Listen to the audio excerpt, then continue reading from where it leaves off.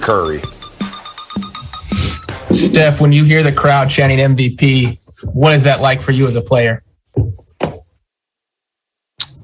I appreciate the love. Obviously, it's nice to have fans back in. You can have those type of interactions. And obviously, when we're playing well, it's about, entertainment and fun and joy. And, I love those type of environments. Okay. Steph, James Hill, BNC Sports. You had it going tonight. You've had it going a lot of nights. You were hitting a lot of shots. Can you talk about being in the zone? Yeah, I mean, it's been a great run, obviously, and trying to continue it. Nights like tonight where you want to get off to a good start knowing, we should win this game, and they were going to come out and try to, give themselves some life early. We wanted to take that away. And offensively, it's trying to create any type of space. Obviously, when you see the first two go down, you start to find another level of confidence even, to start the game and, try to create an avalanche from there. And we did a good job of sharing the ball, taking care of it so that we got great opportunities every possession. And I guess it's a team like that helps just build momentum, keep it, and separate yourself, early in the game. So it was a good, very intentional type of night. Did you know Beal had 50 before it tipped tonight? Of course I did. Okay. Did you know how many you needed to take the lead? No, I didn't go that level. I watched everybody in the league. I know what he's doing. He's obviously been playing at a high level. But anytime somebody gets 50, you hear about it. It's 3 made threes, his usual 13 assists, and a phenomenal defense. And Draymond, we've said as great as Steph is offensively this year, you have the Warriors' top 5 defensive rating because of your defense. Steph's offensive year, your defensive year. How about that assessment? I think, my focus coming into this season was try to control that side of the floor. I think I've been doing a pretty good job defensively. But why is he trying to pour water on me? He's sneaking up on you. Oh, he going to Steph. Okay, I'm about to say. But I mean that's my area, and I try to control that. But in saying that, Wiggs is an incredible defender. Bays is an incredible defender. Steph has been amazing defensively this year, and playing alongside a guy like Loon makes it a lot easier for sure.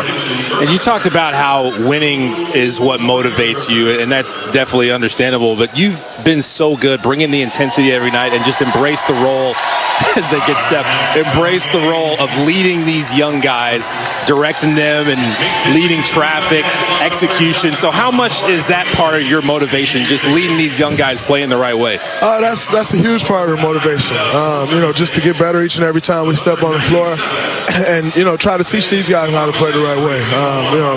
Obviously don't know how this year's going to end, get in the play-in the game or the play-in tournament and try to make a playoff push. But in saying that, we still need these young guys to continue to grow and looking forward even past this year. So, it's very important to lead them, and, I've taken that very serious, but Steph has also been incredible in that department as well.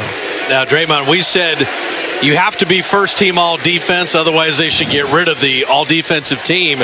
Rudy Gobert comes in Monday. Gobert's an amazing defender, but you can guard any player in the league, from Dame Lillard to Joel Embiid. Isn't that really the best defensive player who can guard everyone? Oh, you said it, not me. You said it, not me. That's it, man. I'm enjoying you when you make threes, because when you make threes, you let everybody hear about it. So how much fun is it for you knocking down threes and telling them, come on out here, and whatever you say to them?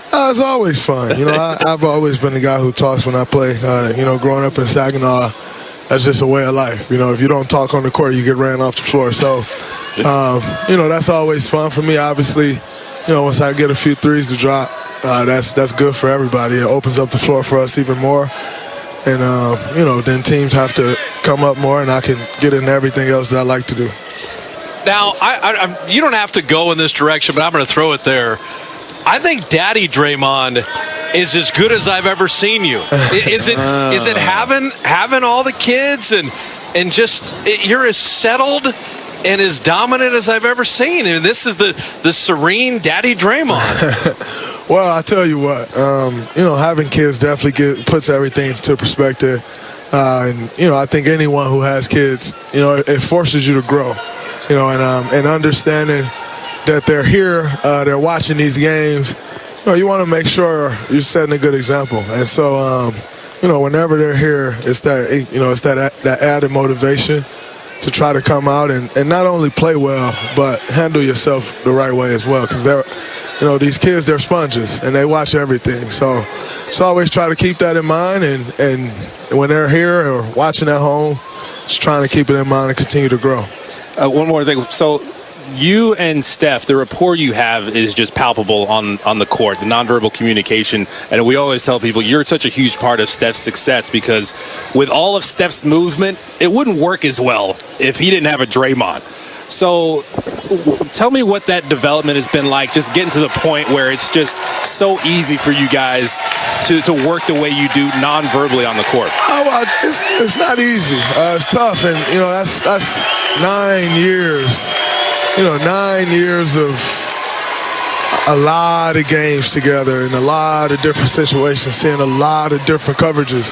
And, when you play with a guy like Steph, understanding when to get the hell out of the way and when to go screen, when to get him the ball is extremely important. So when I come into the game, that's always my number one focus is how to get him open, how to get him the ball in the spots that he likes the ball, how to relieve some of the pressure off of him. And like I said, when you're playing with a guy like that, you'd be a fool not to do everything you can to get him open. So I don't want to be a fool, so I do all I can to get him open, whether that's with a pass, whether it's with a screen, whatever it is, just trying to find him. Hey, get in and celebrate with your teammates and put those kids to bed tonight. Thank you. Great game, bro. All right, that is Daddy Draymond, who was spectacular tonight with 15 points, 13 assists, the 3 made threes. And how about that? I want to be an example for my kids watching. Yes. He has grown up before our very eyes. And that is, he can guard anyone in the league. And to me, that might be the best defender that we have seen in this game right now because he can do that. So the Warriors win it, bring on the Utah Jazz, and Draymond, the play-in game. Well, the Warriors are more than still alive and still holding down that A spot tonight.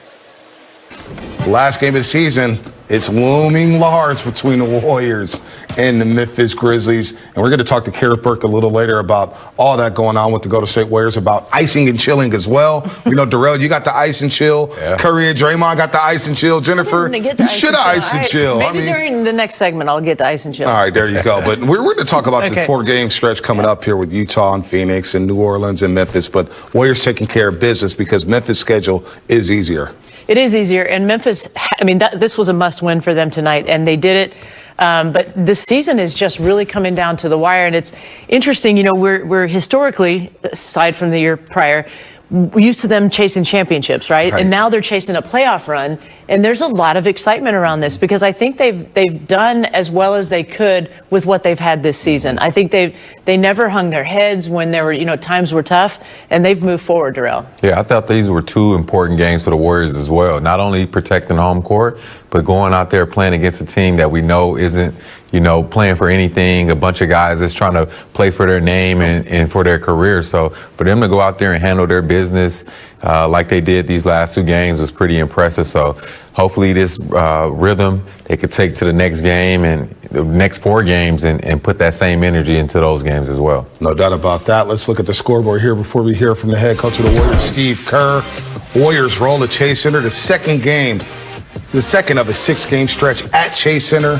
And the home cooking has served them well so far, blowing out the OKC Thunder in back-to-back games. But the competition gets a lot tougher coming up here with Utah visiting the Warriors on Monday night. Steph Curry again, that 49 points in 3 quarters. He just lit up OKC. We'll talk about that a little later as well. But let's get to the head coach, Steve Kerr. Hi, Steve. Steph had 49 points in 29 minutes, and specifically with the way he started this game in the first quarter with 24 points. What